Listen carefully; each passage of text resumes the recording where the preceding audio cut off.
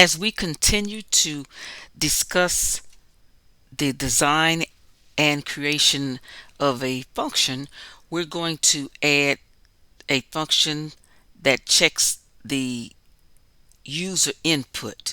That is to say, we're checking to see if the user is entering a float data type. In order to do this in Python, we use the exception statements.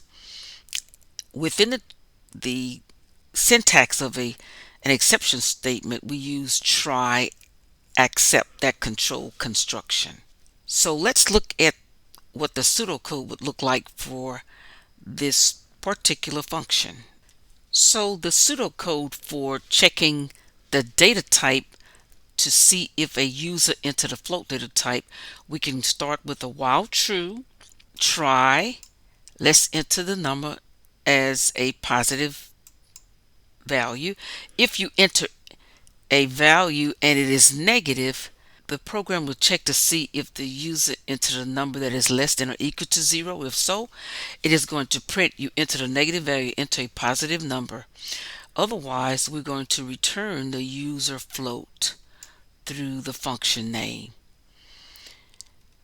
We add the accept error, that is, if what the user entered is not a valid number, it will display you entered the wrong data type. Please enter a positive number. At that point, we would end the try except here, we end the while true here, and we end the entire function. So let's see what that's going to look like in the actual Python. So let's start to put in the actual Python code. Your comment should be define the function to check the user input for float or real positive number. We're going to call this function check underscore float underscore input, and we're going to pass a prompt to this function. So we press the enter key, and we need to use a loop so that if the user does not enter the correct data type, it will be prompted to enter the correct data type or to enter a positive number. It must be the correct data type and it must be a positive number. So while it is true, try, that's the syntax in Python, try. Let's enter, we'll just say user float input is equal to float input prompt. If the user float input, in other words, if whatever the individual the user entered, if it is less than or equal to 0, then we need to print you entered a negative value, enter a positive number.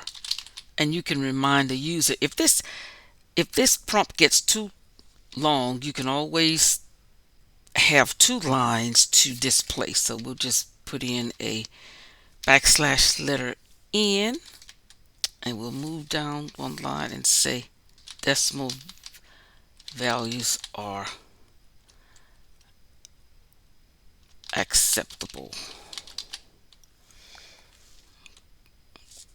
Okay. And I can put this on another line down, because sometimes when you end something at the end of a line, sometimes if you don't put a blank space or a colon, everything just runs together. Okay, else let's return that input that the user entered, backspace, and then we're going to add the accept value error.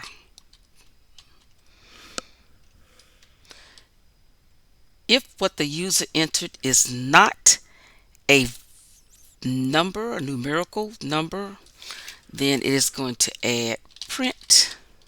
So you enter the negative value, else return whatever the user entered, the number is going to be correct, and if the user entered the wrong data type, it's going to display you entered the wrong data type. Again, sometimes these prompts can be too long, so you can move them down to another line. And we can also add decimal values are acceptable, or numbers with decimals are acceptable. That make sure you know where things begin and end as you are learning how to program. I always like to put these extra comments there. This is where the in the if else,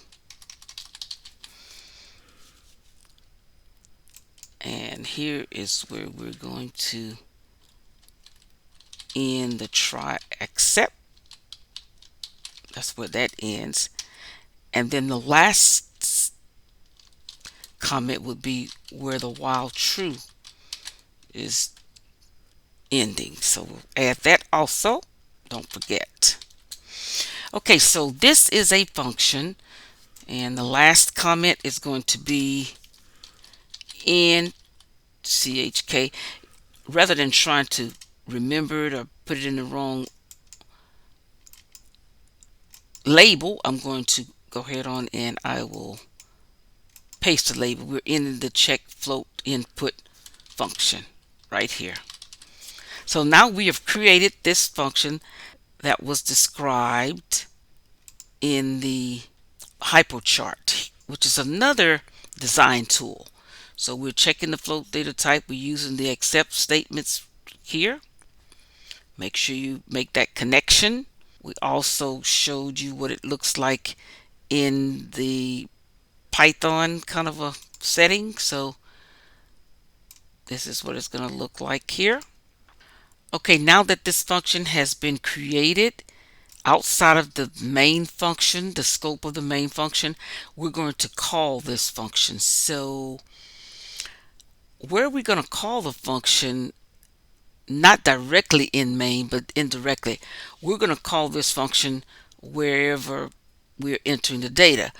So under get data, instead of us saying m is equal to float and all this other stuff, we're going to say, we're going to take all this out, and we're going to add check float input.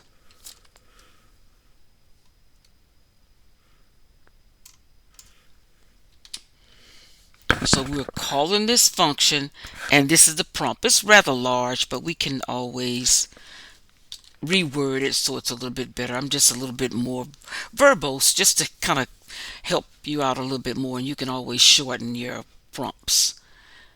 So what we're going to do is, just to make sure we follow the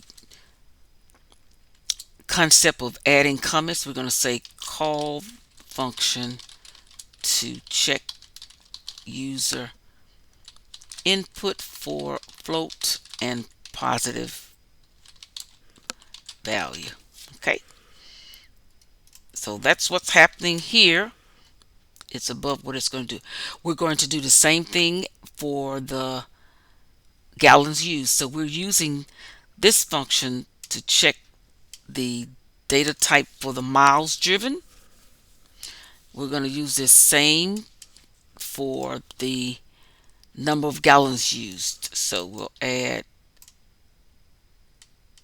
instead of using the actual input here, because it won't work if we try doing that, it's going to crash. So we have to use the new function that checks the input, the float input.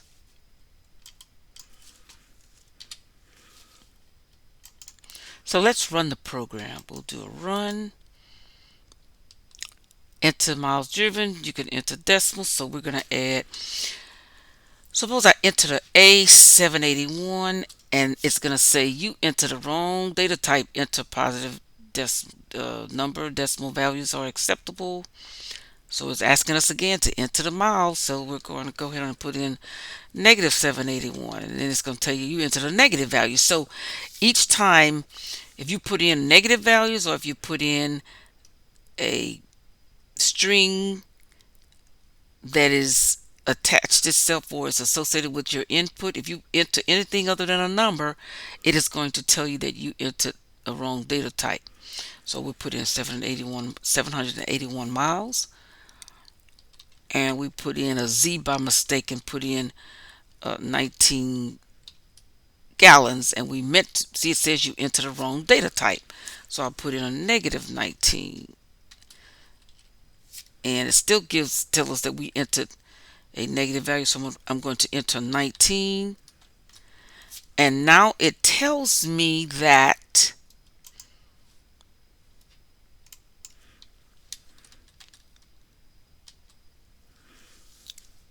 I've entered.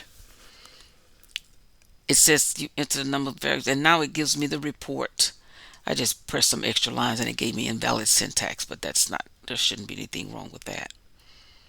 Let's run the program one more time. So we'll do a run, and I'll put in 892, and I accidentally added a Z there. Then I went in and made it negative. Okay, so it tells me that I entered either the wrong data type or the wrong sign, or I put in a negative value, that is to say. Okay, so I'm going to put in 892. I use 17.5, but I put in a comma, or X rather, and a 5, and it says that's the wrong data type, so I have to say, and I entered a negative 17.5. Nope, you entered a negative value, so I'm going to add or enter 17.5, and it tells me that I'm correct. So this program allows us to check the data type and use the exception statements. Feel free to review this program as often as you need to in order to understand the exception. You can go back and look at the actual function, and stay tuned for the next video.